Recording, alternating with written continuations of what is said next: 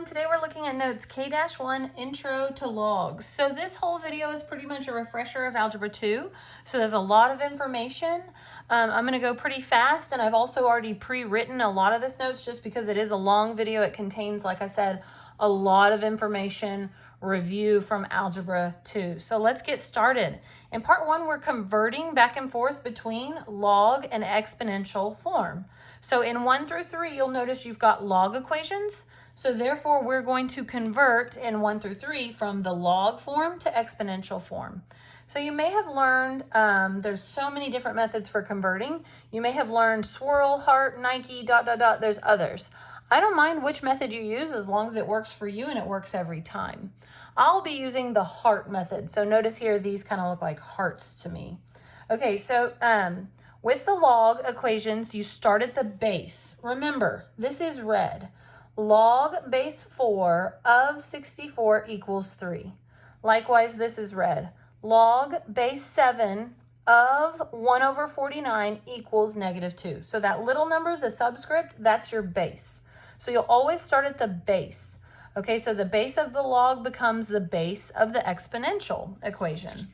Okay, so this will look like 4 to the 3rd power equals 64. So 4 to the 3rd power equals 64. Okay, and is that a true statement? Yes, it sure is. Okay, so now let's look at number 2. So on this one, again, you'll start at the base, and the base of the log will become the base of your exponential. Now, when you write the exponential equation, of course, the base is big. It's large size, right? So you will say 7 to the -2 power equals 1 over 49. So this just tells you the order to write it, but you need to know the size. Okay, so again, 7 to the -2 power equals 1 over 49. Is that a true statement? Well, if you remember your laws of exponents, remember that when you have that negative exponent like that you would make this 1 over 7 squared. You would make it a positive 2 when you bring the 7 down to the denominator. So 1 over 7 squared would be the same thing as 1 over 49. So we're good to go there.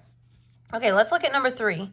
So this would look like when you convert 2 to the, not negative, 2 to the 2/3 power equals the cube root of 4. So 2 to the 2/3 power equals the cube root of 4. Well, let's verify this like we've been verifying these all along, okay? So remember that you can rewrite this right here as 2 in the radical, 2 in the radical, the base in the radical, and then the numerator goes inside, the denominator becomes the index. So I say, if it helps you remember, top dog goes in the house, the bottom dog stays outside. Okay, so this becomes cube root of 2 squared, which the cube root of 2 squared is the cube root of 4. And hey, what do you know? That shows you that these are equivalent. Okay, so let's move on to 4, 5, and 6. So 4, 5, and 6 are your exponential equations, and you're going to convert those to log equations. So obviously your first step when you convert to a log equation is to write the word log. So you will write log of, and then your base of your exponential becomes your base of your log. So now when you write the base of the log, remember it's tiny and it's a subscript. So this will look like log base 5 of 125 equals 3. So log base 5 of 125 equals 3.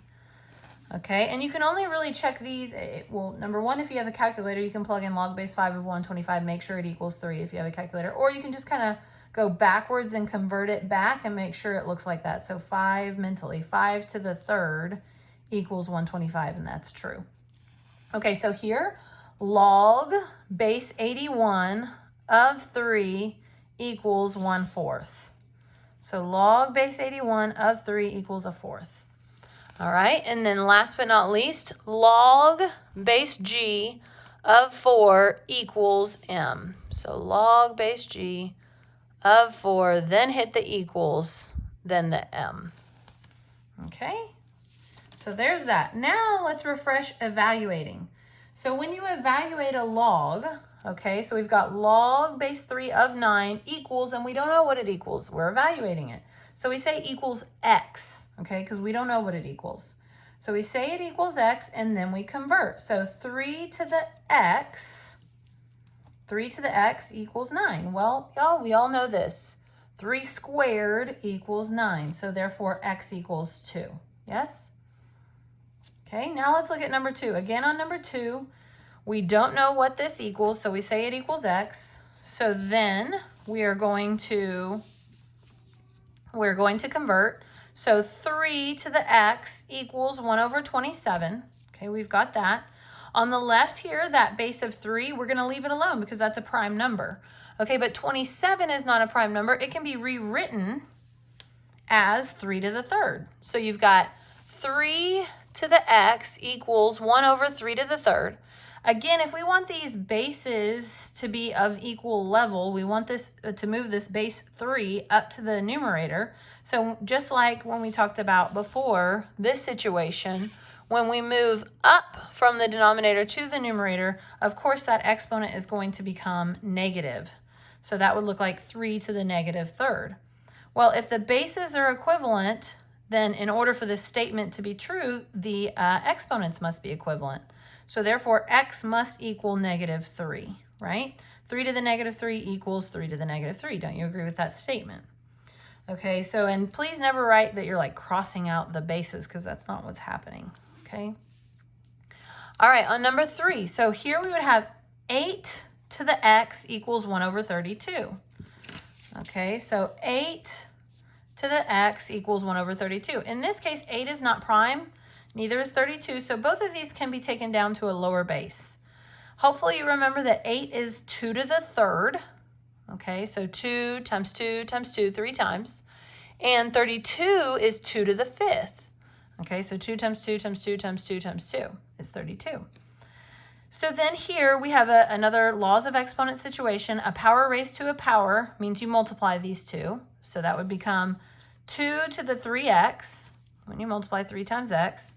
And then again, when you bring this up to the numerator, that becomes negative 5. And if the bases are equivalent, please never show that you're like crossing them, but if the bases are equivalent, in order for this to be a true statement, then the exponents must be equivalent. So set them equal to each other. So set 3x equal to negative 5, okay? And then solve for x. So divide both sides by 3, so you get x equals negative 5/3. All right? So if the bases are equivalent, set the exponents equivalent to each other and solve for x. All right, so now let's refresh some of the graphical aspects. Okay, so if you have, and actually I'm going to change this. So let me, if you haven't written it down yet, let me change this to g of x. Okay, so if you have the graph f of x equals 3 to the x, then that's going to be all this blue graph. So the blue graph here is f of x equals 3 to the power x. Now I could choose any base for the exponential equation, but I chose 3 because it's a smaller base and it's easier to fit on the graph. Okay, if I started using 10 or anything larger, then it would go off the graph very, very quickly. So like I said, here we have f of x equals 3 to the x.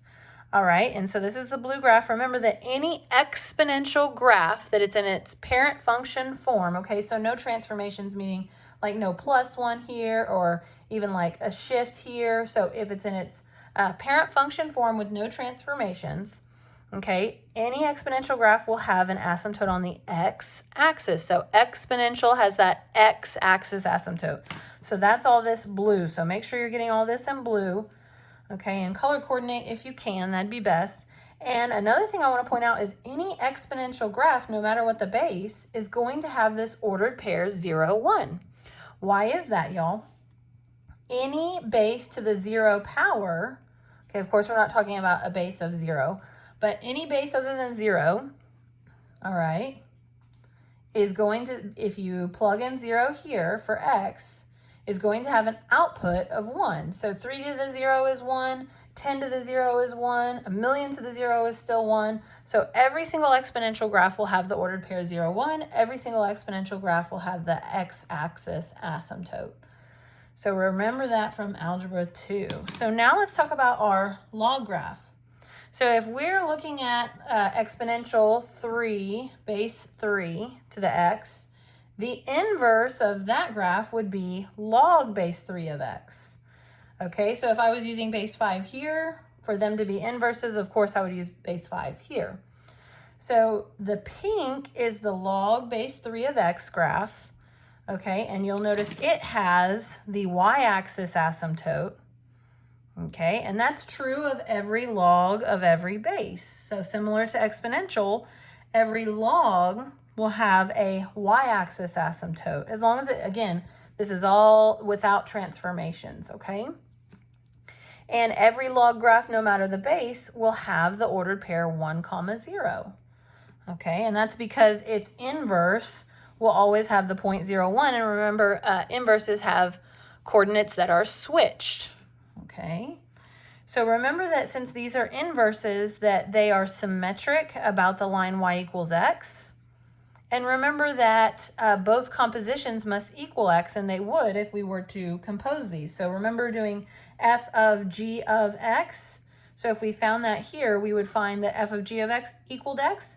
And if we did g of f of x, we would find that that would also equal x. So is that kind of a big refresher for you of the graphs from Algebra 2, the log and exponential graphs from Algebra 2? Okay, so I'm flipping, so if you need to pause me, then pause me. Okay, if you need to pause, then pause. Okay, so now let's review some facts that you learned in Algebra 2. Okay, so remember that on number 1, log base 10 of x is the same thing as log of x, and that's called your common log. So if there's no base written, 10 is implied. Hopefully you remember that. Another thing we talked about in Algebra 2 was log base e of x, which in other words, we usually wrote it as ln of x, meaning natural log, okay, or log natural, okay? So log base e of x is the same thing as ln of x, and that ln is usually kind of written in like a cursive type font, okay? And that's natural log, where e is approximately, notice those are approximate, 2.72. Okay, so that brings us to some other stuff. So just refresh those two first. Now, let's talk about these three things, okay? And so I wrote this note here that we're going to be thinking of the graph as well as kind of the conversion back and forth between log and exponential. So we're going to be thinking of a couple of things here and why these are what they are. So ln of 1 equals 0, why? And in fact, log of any base of 1 is always going to equal 0. Why? Okay, remember how I just talked about 1, 0, the ordered pair, 1, 0 is on every single log graph. So let's, here I have this real quick. So remember that we said that the ordered pair 1, 0 is going to be on any log graph no matter what the base. And that goes back to no matter what the base here is, anything to the 0 power equals 1. And when you switch those ordered pairs, you're always going to get 1, 0. Okay, so it doesn't matter what the base is. No matter what, if your input is 1 for that log, your output's going to be 0. And that makes sense because y'all convert. Remember, the base here is implied e. So isn't e to the 0 equal to 1? Yes, it is. Okay, and this is kind of similar but a little different, okay? Any log, any base, when it has an input that's negative, the answer will be undefined. You can't take the log of a negative number. Go back to the graph. Think of the graph too. Okay, it makes sense graphically. This log graph, this pink graph here, we have no graph over here to the left, right? If you plug in any input over here, there's no output, okay? We have no graph over here. So you can't take the log of a negative number, and that makes sense when you think about converting, because 4 to the what power equals -6. There's no such number. There's no such 4 to some number equals -6. It's not possible. Okay, and it doesn't matter what the base is. If you got a negative number in here, you're going to have an undefined output. Similar here, doesn't matter what the base is. Okay, base is e for ln. There is no such thing, e to what power equals 0. I dare you to try, right? We can sit here all day. You're never going to find anything. There's no such value, e to some value equals 0. There's no such thing. That's undefined, and if you're thinking graphically, that's because of the asymptote. Okay, when your input is 0, okay, when your x value is 0, that lands you on the asymptote. So there's no output because we have an asymptote there graphically, okay? And again, that goes for any base. Any base. So that's what brings us here. So now we are going to talk about those weird situations. Okay, so again, log base 5 of 1. What I want you to remember, or kind of not memorize, but know, if you have any base here and your input is 1, your answer is going to be 0 because 5 to the 0 is going to equal 1. Right? So log base 10 of 1 also equals 0. Again, doesn't matter what the base is. Doesn't matter what the base is. 10 to the 0 equals 1. The only way you're going to get 1 is if you take this base and put it to the 0 power, right? Is that making sense for you? So if your input is 1 on a log, doesn't matter what the base is, your output's 0. That's what I'm getting at. Okay, and then similarly, another thing I really want to ingrain in you is if you've got log of any base to a negative, always going to be undefined. There's no such number 10 to the something that equals -2. And similarly, if you have that input of 0, because the asymptote, there's no such number 3 to something equals 0. There's no such something that you can find that when you put it as the power to 3 will give you 0, okay? So it doesn't matter what the base is, that's always going to be your situation there. Okay, and this is a cool situation. So we've been talking about inverses a lot, so now let's keep talking about that. So here, since log base 5 and 5 to the whatever are inverses, since log with the base of 5 and exponential with the base of 5 are inverses, essentially those undo each other. So your answer here when those undo each other is just whatever the exponent is. So in this case, 1. And again, y'all, I want you to think about converting. 5 to the first power equals 5 to the first. 6 to the first power equals 6 to the first. 7 to the first power equals 7 to the first. X to the first power equals x to the first. So when you have the same base here and the base here are the same, then essentially those are inverses. They undo each other. Okay, so let's take that a step further. Okay, what happens when we have natural log and base e? Remember, the implied base for natural log is base e. Okay, so again, these are inverses of each other. Natural log and e to some power are inverses of each other. Okay, so those undo each other as well. So our answers here would be ln of e to the 1 is 1. ln of e squared is 2. ln of e to the third is 3. ln of e to the x is x. Because think about converting, e to the x would equal e to the x. Okay, and we have some more to do on the back. So bear with me. We're almost done. Okay, we have some more to do on the back. So let's do these together. So now knowing that, ln and e are inverses, so those undo each other, 2x. Those undo each other, 11x. These undo each other, x to the 5th. These undo each other, x squared minus 1. Okay, similarly, if you have e to the ln of something, those undo each other, 6. E to the ln of 7 is 7. E to the ln of x is x. E to the ln of x to the 4th minus 9 is x to the 4th minus 9. Okay, so we're going to use that knowledge, so you probably need to pause me to get all that down. Pause me real quick. We're going to use that knowledge to simplify in part 5. Okay, so last thing, part 5 here. If you have -4x plus ln e to the 3x power, again, this ln e simplifies. Okay, those are inverses. They undo each other. So -4x, and this is plus 3x. So -4x plus 3x is -x.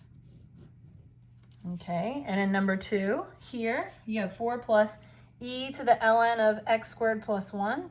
So the e to the ln, those are inverses. They undo each other. So you've got 4, and this is plus. So you're lucky you get to keep the signs on all of these. 4 plus x squared plus 1, because if you were to distribute that positive 1, that doesn't change the sign on any of these. So combine like terms, so you get x squared plus 5. Okay, last one. Okay, here the ln of e, those are inverses, so they undo each other. Now on this one, you've got the negative out in front.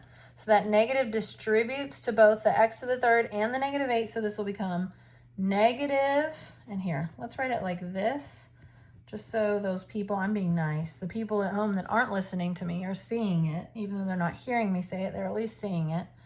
And then that distributes, so we get negative x to the third plus 8 plus 8, so negative x to the third plus 16. And look, I'm just barely over 20 minutes. You survived. Have a good day.